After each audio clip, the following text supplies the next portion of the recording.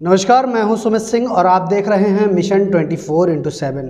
Bulletin की शुरुआत करेंगे हेडलाइन के साथ, उसके बाद आपको दिखाएंगे जिले की सभी छोटी बड़ी खबरें फटाफट अंदाज में। तो आइए हेडलाइंस पर नजर डालते हैं। पुआया क्षेत्र में बीती रात रोडवेज बस और ट्रैक्टर ट्राली के बीच हुई भिड़ंत। हादसे में 2 दर्जन से ज्यादा बस यात्री हुए घायल। घायलों को इलाज के लिए अस्पताल भेजा गया। शाहजहांपुर एसओजी और थाना सदर बाजार पुलिस ने की संयुक्त रूप से बड़ी कार्रवाई। पुलिस ने मादक पदार्थों की तस्करी कर रहे तस्कर को किया गिरफ्तार। 1.5 किलो अफीम हुई बरामद। 12 लाख रुपए से ज्यादा की नकदी भी तस्कर के पास से पुलिस को मिली। अल्लाहगंज थाना क्षेत्र की महिला ने हरियाणा में फांसी लगाकर की आत्महत्या। पति से विवाद होने के बाद महिला के फांसी लगाए जाने की बात आई सामने। 5 साल पहले हुई थी महिला की शादी।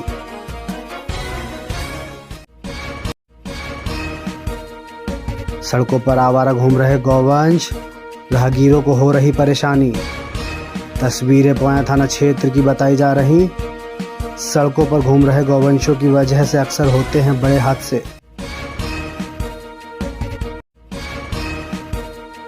शाहजहांपुर में पारे में आई तेजी से गिरावट। राज्यसभा सांसद ने लोगों को ठंड से बचाने के लिए अपने हाथों से कंबल किए वितरित। सांसद ने पुआया के अंगौना गांव में 400 लोगों को वितरित किए कंबल।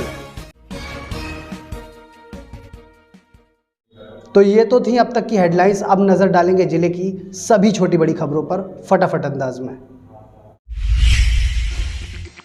भारतीय किसान यूनियन ने किसानों की तमाम समस्याओं को लेकर मुख्यमंत्री को संबोधित ज्ञापन जिला प्रशासन को सौंपा है। ज्ञापन सौंपकर आवारा पशुओं की समस्या का समाधान कराए जाने की मांग की है। इसके अलावा अन्य कई समस्याओं के निस्तारण के लिए भी ज्ञापन में लिखा गया है। किसान यूनियन ने मांग की है कि जल्द ही उनकी सभी समस्याओं का निस्तारण कराया जाए। तिलहर थाना क्षेत्र के बिरसिंहपुर चौकी पर तैनात चौकी इंचार्ज राजेश सिंह का थाना रामचंद्र मिशन के लिए स्थानांतरण हो गया है। चौकी इंचार्ज को विदाई देने के लिए पुलिसकर्मी और आम लोगों ने एक समारोह का आयोजन किया। इस दौरान सभी ने उनका फूल माला पहनाकर सम्मान किया। चौकी इंचार्ज राजेश सिंह अपनी ड्यूटी के साथ साथ लोगों की मदद करने के लिए भी हमेशा आगे रहते थे और वह ज़रूरतमंद लोगों की हर तरह से मदद करते थे। शाहजहांपुर में बीती देर रात रोडवेज बस की ट्रैक्टर ट्राली से टक्कर होने से हादसा हो गया। हादसे में 2 दर्जन से ज़्यादा बस में बैठी सवारियां घायल हुई हैं। घटना थाना पुआया क्षेत्र के करनापुर गांव के पास की है, जहां रोडवेज की बस शाहजहांपुर से नेपाल बॉर्डर के गौरीफंटा की तरफ जा रही थी। बस में बैठी सवारियों की माने तो बस ड्राइवर को अचानक झपकी लग गई। इसके बाद रोडवेज बस सड़क के किनारे खड़ी ईंटों से भरी ट्रैक्टर ट्राली से टकरा गई। घटना के बाद बस ड्राइवर मौके से फरार हो गया। बस में बैठी 2 दर्जन से ज़्यादा सवारियां घायल हो गई, जिनमें कई नेपाली नागरिक भी शामिल हैं। हादसे में एसएसबी का एक जवान भी घायल हुआ है। वहीं एक सवारी की हालत गंभीर बनी हुई है। देर रात हुई घटना के बाद बस में अफरा तफरी मच गई। इसके बाद स्थानीय लोगों की मदद से घायलों को बाहर निकाला गया। सूचना के बाद मौके पर पहुंची पुलिस ने सभी को इलाज के लिए अस्पताल पहुंचाया। फिलहाल सभी घायलों का इलाज चल रहा है।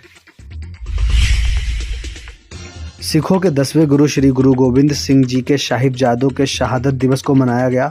इस मौके पर सांसद अरुण कुमार सागर पुआया के महमदपुर सहजनिया गुरुद्वारे साहिब पहुंचे और गुरु ग्रंथ साहिब के सामने शीश नवाकर माथा टेका।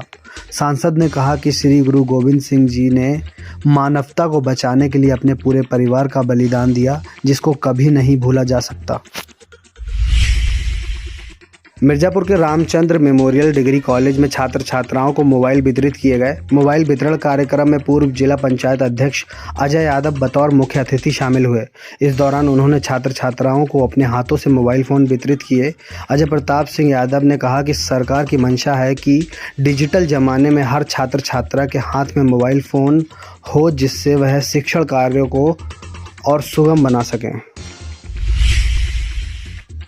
बरेली मोड़ स्थित हनुमानगढ़ी मंदिर में आज हनुमान चालीसा का पाठ कराया गया।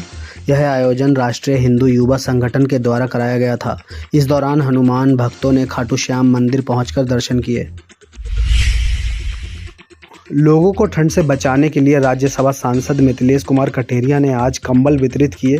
राज्यसभा सांसद ने अपने गांव अंगौना बुजुर्ग में इफ़को द्वारा कंबल वितरण और किसान सभा का आयोजन किया था। यहां राज्यसभा सांसद मिथिलेश कुमार कठेरिया बतौर मुख्य अतिथि शामिल होने पहुंचे। इस दौरान राज्यसभा सांसद ने ज़रूरतमंद 400 लोगों को अपने हाथों से कंबल वितरित किए। इस दौरान राज्यसभा सांसद ने संबोधित करते हुए कहा कि केंद्र और प्रदेश सरकार समाज के अंतिम छोर पर बैठे हर व्यक्ति तक सरकारी योजनाओं का लाभ पहुंचाने के लिए प्रतिबद्ध है। सरकार की मंशा है कि जन कल्याणकारी योजनाओं का लाभ अधिक से अधिक पात्र लोगों को मिल सके। पंडित मदन मोहन मालवीय की जयंती के मौके पर श्रद्धांजलि सभा का आयोजन किया गया।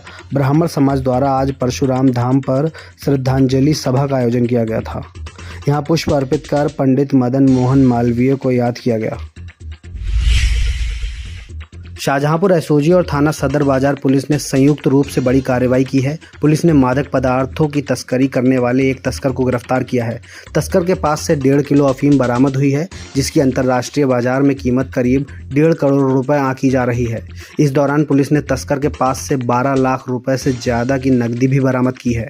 गिरफ्तार किया गया तस्कर शाहजहांपुर के मिर्जापुर थाना क्षेत्र का रहने वाला वीरेंद्र बताया जा रहा है। पुलिस ने तस्कर को गिरफ्तार कर अब जेल भेज दिया है।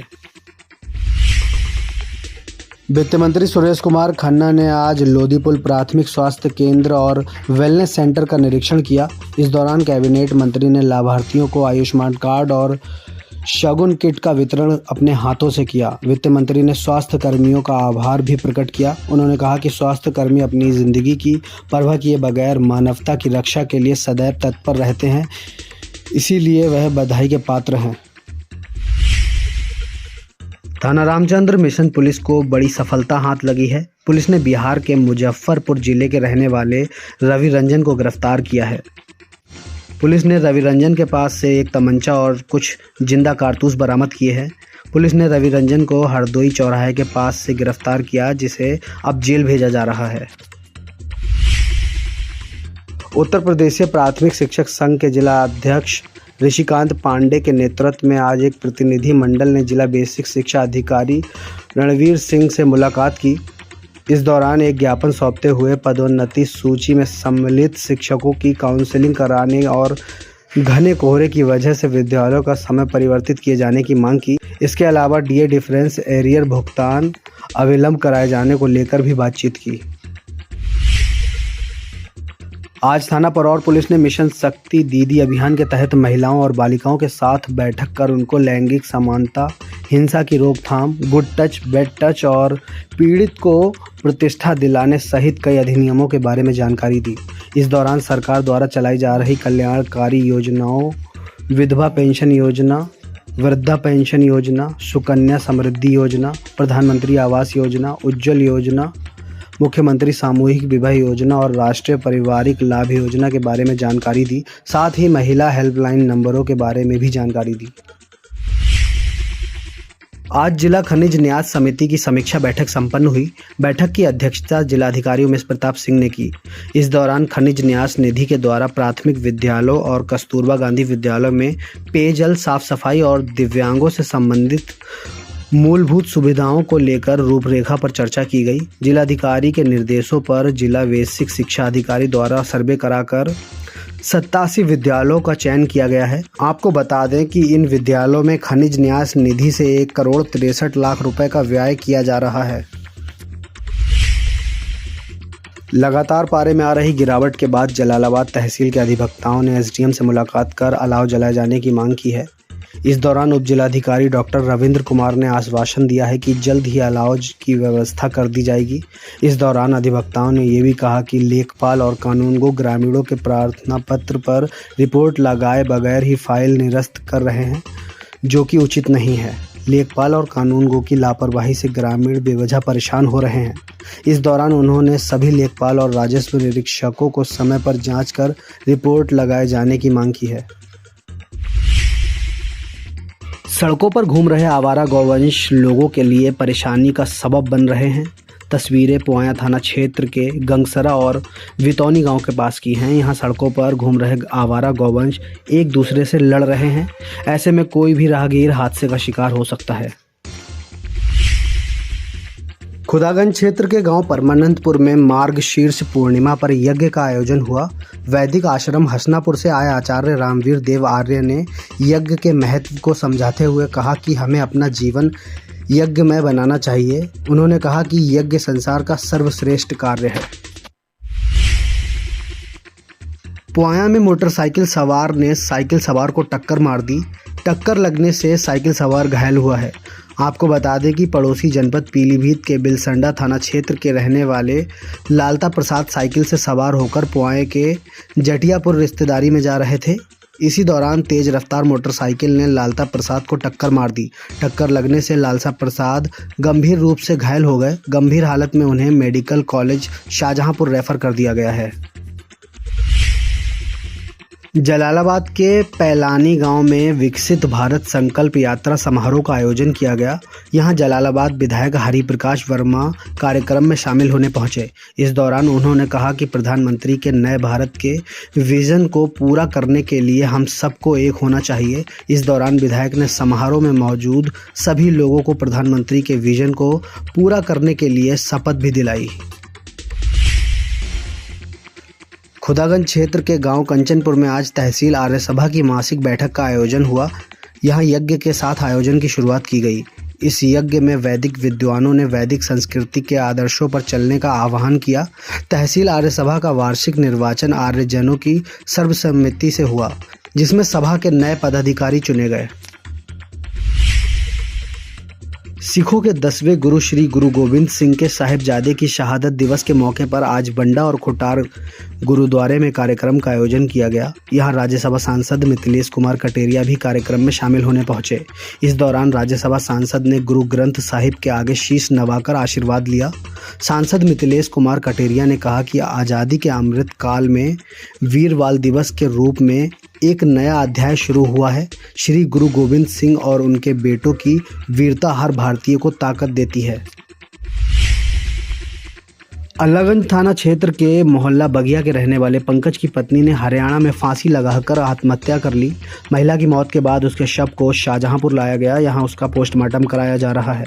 महिला के भाई रामराज ने बताया कि उन्होंने 5 साल पहले अपनी बहन कविता की शादी अल्लाहगंज के मोहल्ला बगिया के रहने वाले पंकज के साथ की थी। कविता अपने पति के साथ हरियाणा में ईंट भट्टे पर काम करती थी, जहां पति के साथ मामूली विवाद के बाद उसने फांसी लगाकर आत्महत्या कर ली। फिलहाल इस पूरे मामले में पुलिस भी अब जांच कर रही है।